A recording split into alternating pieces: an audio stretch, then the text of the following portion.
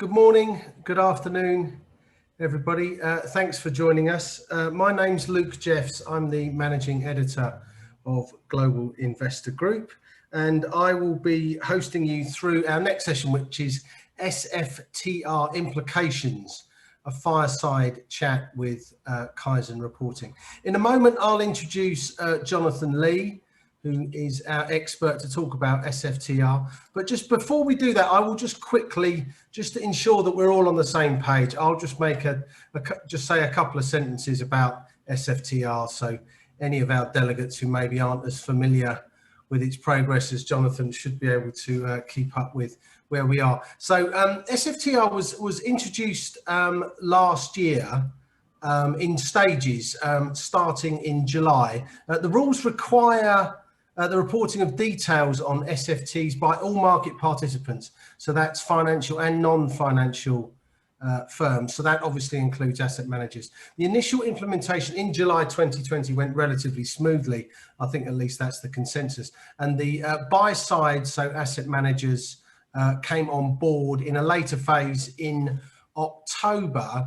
The rollout of the regulation, because it is a European-wide regulation, the rollout has obviously taken place against the backdrop of Brexit, which has had some implications. And we have seen perhaps the first example of divergence between the European set of rules or the European set of regulations and the UK set of regulations. So we will dive much deeper into those issues. But before we do that, before I ask Jonathan the first question, I thought it might be nice to give him the opportunity just to introduce himself and tell us a little bit about Kaizen. Thanks, Luke. So I'm Jonathan Lee. I'm a Senior Regulatory Reporting Specialist at Kaizen Reporting. Kaizen Reporting is a firm that provides quality assurance through regulatory testing in relation to all of the major transaction reporting regimes across the G20. Essentially, by that, we mean that we really take the lid off the quality of reporting and ensure that it not only meets the validation requirements at the trade repositories, but it's also complete and accurate. Okay. Thank you, Jonathan. So SFTR, so, you know, we're looking back, I'm asking you to look back a little while now, but I'm sure it's all fresh in your memory. And I guess the process is ongoing. I guess we're not at the sort of end state yet, but could you maybe as a sort of starting point, could you tell us, I mean, how well do you think the SFTR implementation went when we think specifically about buy-side institutions, Jonathan? So yeah, I'm going back to last October. I think it is fair to say that at face value, it appeared to go quite well. However, there are a few caveats to that. I think whilst the acceptance rates from the trade repositories remained essentially unchanged, and we saw similarly still comparatively low levels of pairing and matching of transactions, the quality of those reports is considerably less clear. And I think, you know, you need to take into consideration the fact that there are now multiple reporting counterparties. So all of the funds were required to report. And in turn, there was much higher adoption of delegated reporting as well. And with this delegated reporting, it means that potentially you have multiple report submitting parties. So all of the broker dealers reporting on your behalf, coupled with the fact that they have sort of different standards and practices in terms of how they implement that reporting. And in some cases, they use different trade repositories as well. So in terms of kind of grasping the scope and the quality of that reporting, certainly, you know, it's considerably more difficult where the reporting itself is that much more fragmented. You mentioned delegation. I mean, is essentially, when we think specifically about the buy side, is SFTR, is it a case that effectively the companies can delegate this stuff away and forget about it? Is it that simple? No, absolutely not, Luke. I think, you know, it's important to point out that whilst you can delegate the sort of physical act of reporting, you cannot delegate the legal obligation to ensure that that reporting is complete, accurate, and timely. So ensuring that you have the necessary controls in place around that delegation is absolutely key. But as I mentioned earlier, where you have multiple report submitting parties and potentially the use of different reporting platforms, different trade repositories, it becomes that much more difficult. I mean, it becomes that much more difficult to the extent at which I think some buy side have actually chosen to report themselves simply because the controls framework becomes more straightforward. You mentioned the controls framework there, Jonathan. I mean, how important is it to have that in place? I mean, it's absolutely paramount to have a controls framework in place because you maintain this legal obligation to ensure the completeness, timeliness, and accuracy of your reports.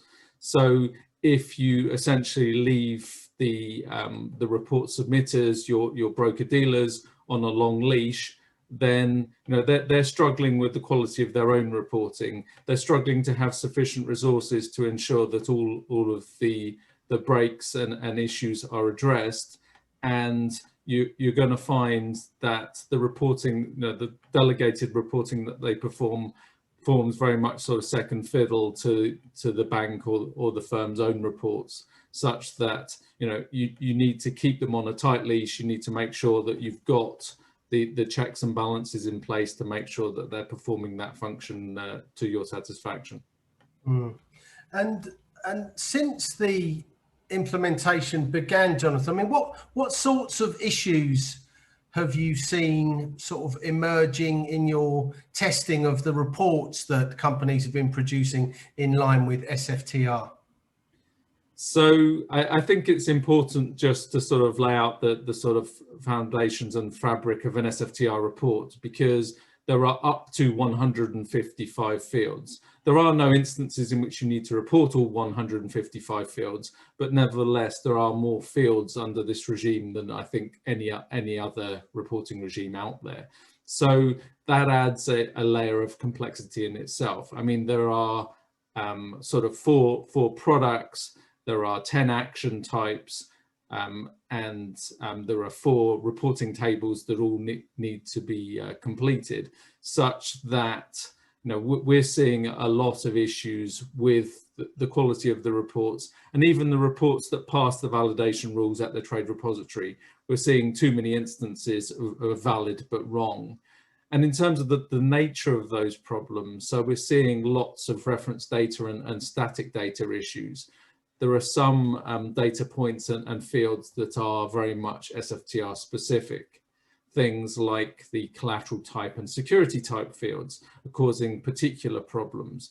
They were fields that were defined by the Financial Stability Board under the G20 in 2015 in their guidelines for SFT reporting globally, but they're still quite vaguely defined and very difficult to populate accurately. We're then seeing issues with things like CFI codes. CFI code is one area in which ESMA, the Central European regulator, actually indicated there is a golden source for this field. So everybody should be using the data from the Association of National Numbering Agencies, or ANA, where it is available. But nevertheless, that isn't always the case. We're continuing to see issues with things like the jurisdiction of issuers and indeed prices. I also think that there's been something of a somewhat overly liberal attitude and approach to the spirit of the regulation and the application of the validation rules. I think ESMA themselves are, will highlight the fact that there are a number of instances in which they've made fields optional simply because they were unable to write enough rules of conditionality to make them conditional or mandatory, such that there are a number of firms that will choose essentially to omit any field that is marked as optional, simply on the basis that, well, it's optional, therefore we don't need to report it. The spirit of the regulation very much dictates that if you are aware of this information, you should be as complete and transparent about these transactions and life cycle events as possible. So it isn't really in keeping with the spirit to omit those fields. And we're continuing to see issues with interpretation of the regulation. So this can be around a sort of lack of testing, a lack of going through each of the fields with a very fine tooth comb and making sure that they meet the necessary specification. And you can, there are, within these 155 fields, there are a number of fields that can be derived from each other. So again, to go through those steps and controls and processes to make sure that where you have a set of 3 fields and you can derive the other one from any 2 of them, that you have performed those cross validations and those calculations and those checks to make sure that they have been populated correctly. So I think there are a few sort of low-hanging fruit in terms of firms' ability to improve the quality of their reporting, but nevertheless there is a significant role for firms like Kaizen Reporting, where they can come in and provide independent periodic sort of quality assurance through testing. Are there any suggestions at this relatively early stage, Jonathan, that the regulators might at some stage sort of get a bit tougher in their interpretation? You mentioned they've taken a fairly sort of liberal view until now. Do you think that the regulators might become sort of stricter in their requirements over time? Well, I think it is a very competitive space in terms of sort of regulatory adherence, but also in terms of how the respective national competent authorities apply the regulations. And there's certainly some sort of regulatory arbitrage potential after Brexit, such that with the likes of the UK, obviously at the moment looking for equivalence in their regulation and possible passporting into the EU, but failing that, they're quite likely to really want to put their authority on the regulation and make it very clear that not only are they expecting completeness of reporting, which is an area which I think still needs a lot of addressing, but they're also going to be looking at the accuracy of reports. And the same very much applies across the European Union as well, whereby new jurisdictions or jurisdictions that are playing a much bigger part in the EU financial market will be looking to assert their authority on the reporting. And in terms of how they go about that, again, I think there are still quite a few low-hanging fruit out there, in the sense that firms can very much help themselves by making sure that there are no banana skins that can easily be picked up on, whereby it will become very apparent really quite easily and quite quickly for a national competent authority that reporting is incomplete or it is inaccurate. And we've touched upon Brexit. I mean, what has been this is a big question, I apologise, but what has been the effect of the Brexit process on the implementation of SFTR? So I think the most obvious implication has been there's been a great deal more single-sided reporting. So this is where one of the parties to the transaction is required to report to the UK, and the other party to the transaction is now required to report to the European Union. So, clearly where you have single-sided reporting, you're no longer going to get pairing, and you're certainly not going to get matching of fields either. So in some ways there's a reduction in some of the operational burden from single-sided reporting as distinct from two-sided reporting. But there are certainly additional complexities as well. I mean, as you alluded to in your introduction, there's been a slight divergence between the UK regulation and the EU regulation, in the sense that non-financial counterparties are not required to report under UK SFTR, but they are required to report under EU SFTR. So there's already a distinct difference there. And it's fair to say that the rules are slowly diverging further. I mean, one particular example of that, which is somewhat more nuanced, is that whilst the UK has adopted the original regulation and they've adopted the regulatory technical standards, they have not adopted all of the guidelines and all of the Q&As that have followed. I think in most cases, most parties are still following those because they're, if you like, the best means for implementing the regulation and using it going forwards.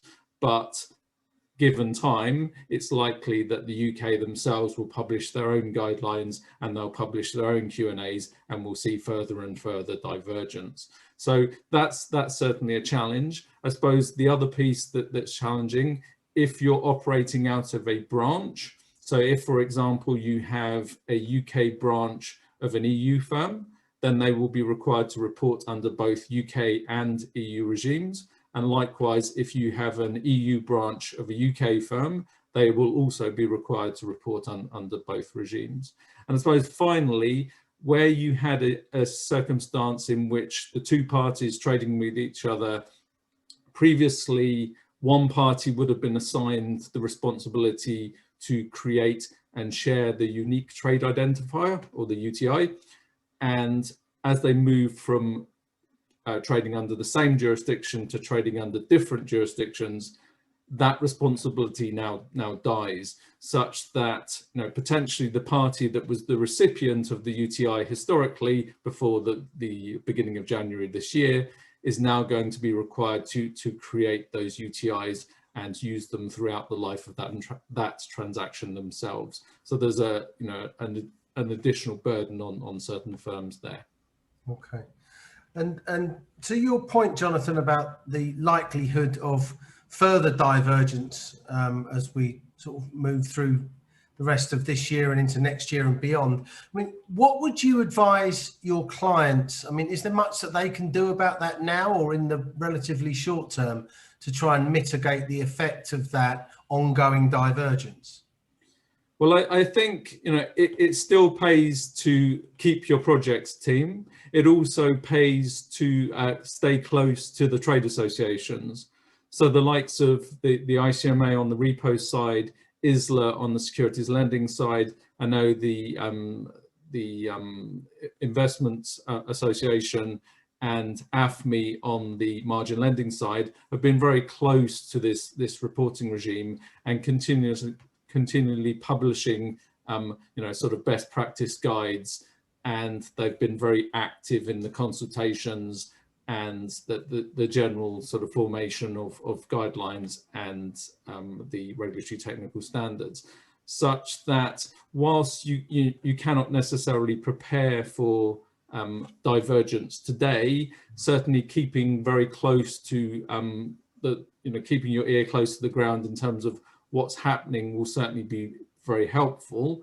But there is certainly an incentive for the UK to diverge further if they're not given any equivalence under EU regulation, in the sense that if there is no passporting, they're still unable to execute business in the European Union, then why continue with such a complex, in many ways overly complex reporting regime, when they could have, if you like, a more sensible, slimmed down reporting regime that made them more competitive in the SFT markets. So I think that there's certainly potential, but it is very much a case of keeping an ear open and using third-party vendors to help you with your reporting and the quality of that reporting, and to give you the necessary understanding, expertise, and interpretation of the regulations as they evolve.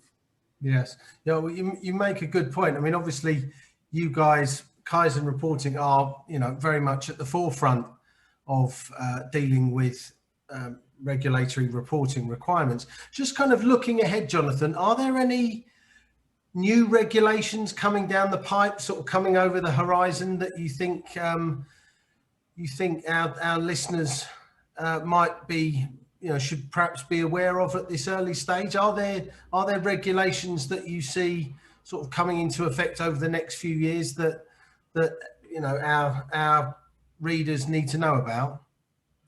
Well, I mean, Again, on your sort of panel session earlier today, there was some discussion about CSDR, and certainly that's something that is going to concern a lot of your parties. I have to say, from our perspective, it is less of a reporting obligation and more of a sort of settlements finality obligation. But nevertheless, that's going to be quite key.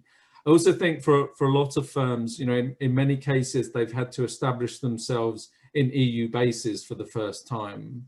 So with that, it brings some new reporting obligations that they perhaps haven't historically faced. And this is both for EU firms now operating for the first time out of UK entities, as well as UK firms operating for the first time out of EU entities. So in the European Union, for example, you have a relatively similar regulation that's required by the European System of Central Banks, called money market statistical reporting, and ensuring that that reporting is complete and accurate and published again on a daily basis is going to be quite key to the success of your relationship with those European central banks as you go forward in the EU SFT markets and money markets. And likewise in the UK, certainly if you're a reasonable sized participant in the UK money markets, there are sterling money market daily reporting obligations as well, again to the Bank of England. So it definitely pays to keep these things in mind and really keep a pace of the changes and how these regulations evolve. There's certainly some talk coming from the derivatives industry, and if you like, sort of ISDA type initiatives around common domain models and the look towards standard trade messages and potentially a move towards more blockchain style reporting. Again, very long term, quite possibly towards the end of my career, if not following my retirement, this may come to the fore, and we may find that a lot of the operational burden eases because firms are using standard trade messages in order to submit their reports. I still think that, again, irrespective of whichever regime you're looking to cover, the static data and the reference data aspects are very much coming to the fore, and ensuring the quality of that data is very much the genesis of the completeness and accuracy of any reporting regime that you're committed to. Okay, thank you, Jonathan. Just one final question. How can our delegates, should they wish to get in touch speak to somebody or yourself at Kaizen Reporting about some of the issues we discussed, how can they reach you? So first, recommend just jumping on our website, so kaizenreporting.com, and you'll see all of our contact details, all of our blogs, details of our training initiatives. So we provide training for SFTR, for EMIR reporting, for MiFID II transaction reporting, and for the post-trade transparency requirements under MiFID II as well. So all of that information is there. And quite happy for people to approach me directly, obviously also on LinkedIn, where we're also very active. So kaizenreporting.com is probably your first port of call. Excellent. Okay. Jonathan Lee, Senior Regulatory Reporting Specialist at Kaizen Reporting. Thank you very much. Thanks, Luke.